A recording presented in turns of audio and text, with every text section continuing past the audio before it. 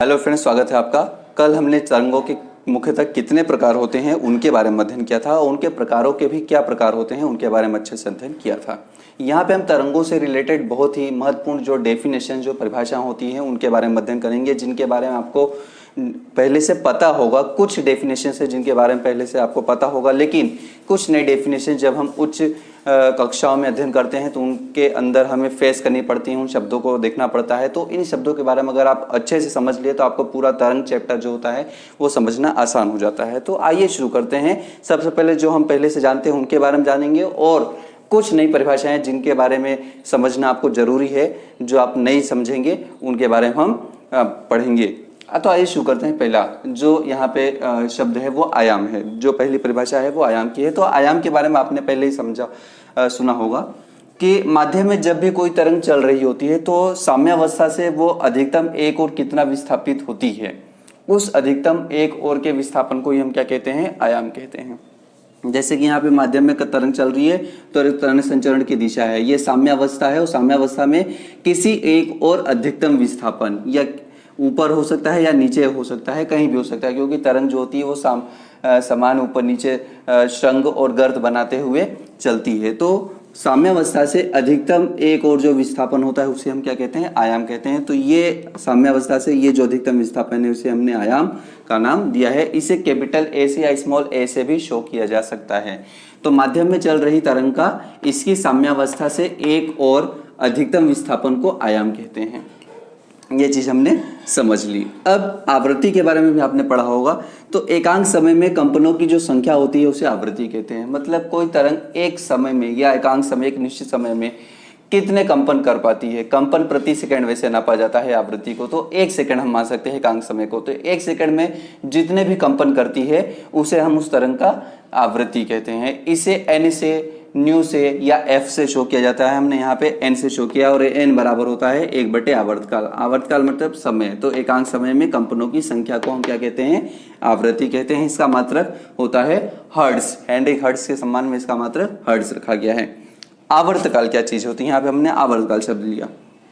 तो आवर्तकाल क्या होता है, कोई तरंग एक कंपन कितने समय में पूरा कर रही है। जितने समय में एक कंपन पूरा करती है उसे ही हम उस तरंग का आवर्तकाल कहते हैं। तो एक कंपन को पूर्ण करने में लगा समय आवर्तकाल कहलाता है। आवर्तकाल को हम कैपिटल टी से दर्शाते हैं। कैपिटल टी बराबर 1/, आवृत्ति न्यू, मतलब 1/, न्यू, या इसको हम एफ भी लिख सकते हैं या एन भी लिख सकते हैं, जैसा कि मैंने आपको पहले ही बताया था।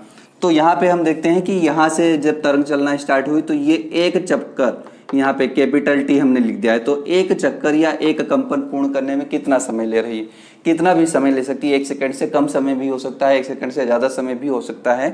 तो एक कंपन को पूर्ण करने में लिया गया समय क्या कहलाता है, आवर्तकाल कहलाता है। इसे कैपिटल टी से दर्शाते हैं।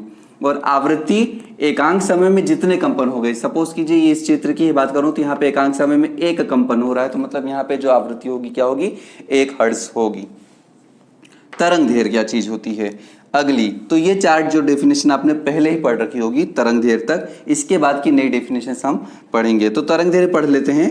एक कंपन में चली गई दूरी को हम तरंग दैर्घ्य कहते हैं। मतलब एक कंपन में कितनी दूरी तय कर रही है, या हम कह सकते हैं एकांक समय में या एक आवर्तकाल में चली गई दूरी, क्योंकि एक आवर्तकाल में एक ही कंपन पूरा होता है और एक कंपन पूरा करने में चली गई दूरी को तरंग दैर्घ्य कहते हैं। तो एक आवर्तकाल में चली गई दूरी भी हम परिभाषित कर सकते हैं। तो एक कंपन में चली गई दूरी को तरंग दैर्घ्य कहते हैं। एक कंपन में तरंग कितनी दूरी तय करती है वही तरंग दैर्घ्य कहलाती है। तो 0 से लेकर यहाँ तक की ये जो दूरी है इसे लैम्डा कहते हैं।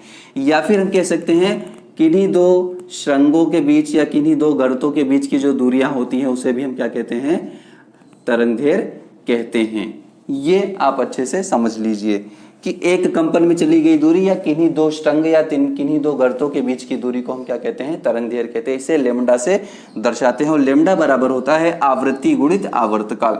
मतलब ये दूरी बराबर, यहाँ पे लैम्डा क्या होती है, दूरी होती है, और यहाँ पे आवृत्ति कंपनों की संख्या है और टी है समय।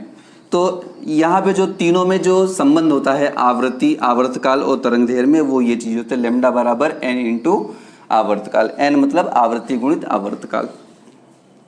इसके बाद जो नई डेफिनेशन है वो है तरंग संख्या।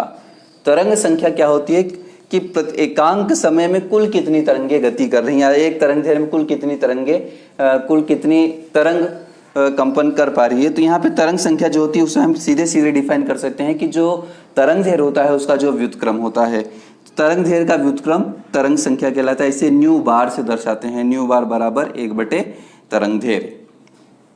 ये चीज हो गई। अब इस तरफ की जो डेफिनेशन है ये सारी नई डेफिनेशन है जो उच्चतर कक्षाओं में आपको पढ़ने को मिलती हैं। तो सबसे पहले यहाँ पे हम समझते हैं कलांतर क्या चीज होती है। तो हम जानते हैं ये जो तरंग गति कर रही थी, यहाँ पे ये जो आपको शेप दिखाई दे रहा है, ये शेप किस शेप का है। अगर ये बड़ा होगा तो आपको ये बड़ा शेप दिखाई देगा, अगर ये आयाम ज्यादा होगा तो यहाँ पे आपको बड़े आयाम दिखाई देंगे, अगर यहाँ पे आयाम छोटा होगा तो आपको यहाँ पे छोटे आयाम की तरंग दिखाई देगी। तो ये जो किसी तरंग को देखने पे पता चलता है कि वो किस शेप में है या किसी निश्चित समय पर किसी वस्तु के जो स्थिति होती है और दिशा होती है वो उसकी कला कहलाती है। लेकिन यहाँ पे जैसे कि इस समय यहाँ पे जो तरंग है इस निश्चित समय पे ये तरंग की दिशा आगे की ओर है और विस्थापन क्या है यहाँ पे ऊपर की ओर है, तो ये कला है इसकी। लेकिन अगर कभी दो तरंगे किसी माध्यम में चल रही होती हैं तो किन्हीं दो तरंगों के मध्य, हम यहाँ पे देख रहे हैं किन्हीं दो कणों के बीच या किन्हीं दो तरंगों के बीच कला के अंतर को कलांतर कहते हैं। मतलब मैं कहूँ कि यहाँ पे एक तरंग ऐसे भी चल रही, तो ये एक तरंग ये चल रही है और एक तरंग ये चल रही है, तो ये जो दो कला में अंतर आ गया, ये जो डिफरेंस आपको दिखाई दे रहा है, इसे ही हम कहते हैं कलांतर। हम यहाँ पर इसको अच्छे से समझ लेते हैं कि कलांतर होता क्या है। तो किन्हीं दो तरंगों के बीच कला, जो मैंने आपको पहले बताया कि कला क्या चीज होती है, कला वह होती है जो किसी निश्चित समय पर किसी तरंग की दिशा और उसकी स्थिति का ज्ञान कराती है। लेकिन अगर दो तरंगे चल रही हैं तो दो तरंगों की कलाओं में जो अंतर आ जाता है कि दो तरंगे किसी निश्चित समय पर किस स्थिति और किस दिशा में गति कर रही हैं, वो जो अंतर होता है उसे हम क्या कहते हैं, कलांतर कहते हैं। तो ये अच्छे से समझ लीजिए, किन्हीं दो कणों के बीच या किन्हीं दो तरंगों के बीच कला के अंतर को कलांतर कहते हैं। और इसके बाद आता है पथांतर। तो दो कंपन करते हुए कणों की साम्यावस्था से विस्थापन का अंतर। मतलब अगर कोई कण गति कर रहा है, क्योंकि जो तरंग होगी वो कंपन कण, उसके कण ही कंपन करेंगे, तो दो कंपन करते हुए कणों की साम्यावस्था से विस्थापन, वो अपनी साम्यावस्था से कितनी विस्थापित हो रहे हैं, उनके पथों में कितना अंतर है, वो किस पाथ का अनुसरण कर रहे हैं। तो किसी निश्चित समय पर किन्हीं दो कणों के बीच उनके पथों का जो अंतर होता है, दो कंपन करते हुए कणों की साम्यावस्था से विस्थापन का जो अंतर होता है उसे हम क्या कहते हैं, पथांतर कहते हैं। तो ये दो चीजें कलांतर और पथांतर आपको अच्छे से समझ में आनी चाहिए। इसके बाद जो तीसरी महत्वपूर्ण परिभाषा है जिसके बारे में आपने अक्सर सुना होगा, जहां के तरंग संचरण नियतांक है, ऐसा आपने पढ़ा होगा। तो ये तरंग संचरण नियतांक क्या चीज होती है। तो तरंग संचरण नियतांक जिसे हम के से दर्शाते हैं, वास्तव में तरंग संचरण नियतांक ये होती है कि एकांक समय में चली गई दूरी में तरंग के में कितना विस्थापन आता है या उसकी स्थिति या उसकी दिशा में कितना विस्थापन आता है। यहाँ पे हम पहले देख लेते हैं, कंपन करते हुए कणों के में एकांक दूरी पर स्थित कणों के मध्य कलांतर को तरंग संचरण नियतांक कहते हैं। जैसे कि एकांक दूरी, यहाँ पे तरंग चलना स्टार्ट होती है तो एकांक दूरी होगी एक आवर्तकाल। यहाँ एक आवर्तकाल कंप्लीट हुआ तो इसको हम एकांक दूरी, एकांक समय कह देते हैं। अब एकांक समय में यहाँ पे कणों के बीच में कितने कलांतर का अंतर आ गया। तो देखिए यहाँ से ये ऊपर गए, ये पाई/2 का और सॉरी ये पाई, क्योंकि हम जानते हैं पूरा 180 का होता है, पाई का और ये पाई का वापस, तो कुल कितने का अंतर आया, कुल कितने दूरी का अंतर आया, 2 पाई दूरी का अंतर आया। तो यहाँ पे जो एकांक दूरी है जिसको हम लेमडा से दर्शाए, एकांक दूरी में कितने का अंतर आया, 2 पाई का अंतर आ जाता है।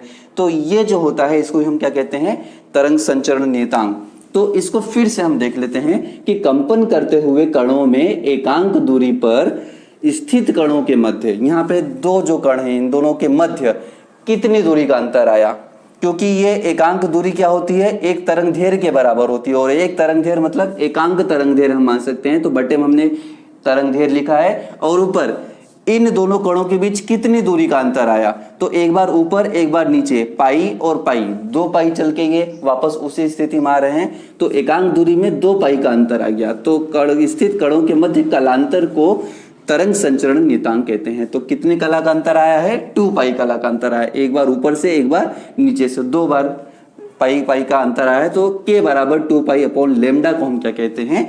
तरंग संचरण नियतांक k कहते हैं। ये बहुत अच्छे से समझ लेना आपको जरूरी है कि एकांक तरंग दैर्ध्य में कितने का अंतर आया, एक बार पाई का और एक बार पाई का, 2 पाई का अंतर आया। तो एकांक तरंग दैर्ध्य में 2 पाई के अंतर को हम क्या कहते हैं? यहाँ पे तरंग संचरण नियतांक कहते हैं। और इन तीनों के बीच में जो संबंध होता है कलांतर, पथांतर और तरंग संचरण नियतांक में, वो ये होता है कि जो कलांतर होता है 2 पाई अपॉन लेमडा पथांतर होता है। मतलब यहाँ पे हम कह सकते हैं कि तरंग संचरण नियतांक के बराबर कलांतर बटे पथांतर। यहाँ से हम डेफिनेशन दे सकते हैं, क्योंकि अगर ये 2 पाई अपॉन लेमडा को हम साइड में कर दें तो ये चीज होती है तरंग संचरण नियतांक, ये पथांतर अपोन में आ जाएगा। तो यहाँ पे ये जो यहाँ पे आपके पास आएगा तरंग संचरण नियतांक, तरंग संचरण नियतांक बराबर कलांतर बटे पथांतर। और बहुत सारे प्रश्न भी आते हैं ऐसे पूछने के लिए कि आपको यहाँ पे पथांतर दे दिया होता है, कलांतर ज्ञात करना रहता है, या कलांतर दिया रहता है, पथांतर ज्ञात करने के लिए दे दिया जाता है, या दोनों ही दिए रहते हैं और आपको तरंग संचरण नियतांक ज्ञात करने के लिए दे दिया जाता है। तो वो आपको अच्छे से याद होना चाहिए, क्योंकि ये सूत्र अगर याद नहीं रहेगा तो आप उसको सॉल्व नहीं कर पाएंगे। इसके बाद जो अगली चीज है उसमें पढ़ते हैं। यहाँ पे अगली चीज है तरंग की तीव्रता। तरंग की तीव्रता जो आई होती है, जिसको हम जानते हैं तरंग की तीव्रता, 2 समान आयाम समान आवृत्ति की तरंगें जब आपस में अध्यारोपण करती हैं तो उनके अंदर परिणामी तीव्रता जो होती है वो हम ज्ञात करते हैं। तो वहाँ पे हमने देखा था कि जो परिणामी तीव्रता होती है अध्यारोपण के सिद्धांत में, वो आयाम के वर्ग के समानुपाती होती है। कैसे होती है देखते हैं। तो यहाँ पे तरंग की जो तीव्रता होती है वो क्या चीज होती है, ध्यान से सुनिएगा।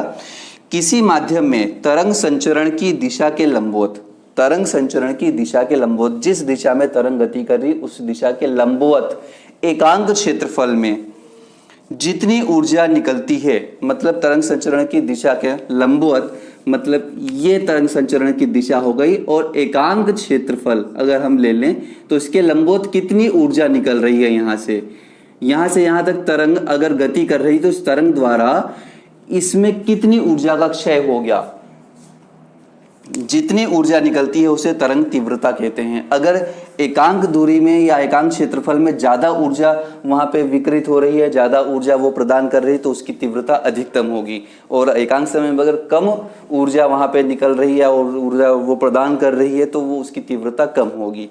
तो यहाँ पे किसी माध्यम में तरंग संचरण की दिशा के लंबवत एकांक क्षेत्रफल में जितनी ऊर्जा निकलती है उसे तरंग की तीव्रता कहते हैं। और जो तरंग की तीव्रता होती है वो I बराबर होती है 2 pi square n square a square rho v। यहाँ पे जो v है वो तरंग का वेग है और जो n है वो आवृत्ति है, मतलब जो I होता है वो प्रोपोर्शनल टू n स्क्वायर होता है। दूसरा यहाँ पे जो I है वो प्रोपोर्शनल टू a स्क्वायर, मतलब आयाम के वर्ग के समानुपाती होता है, और रो v के समानुपाती होता है, जहाँ रो क्या है, माध्यम का घनत्व है और v जो है उस तरंग का वेग है।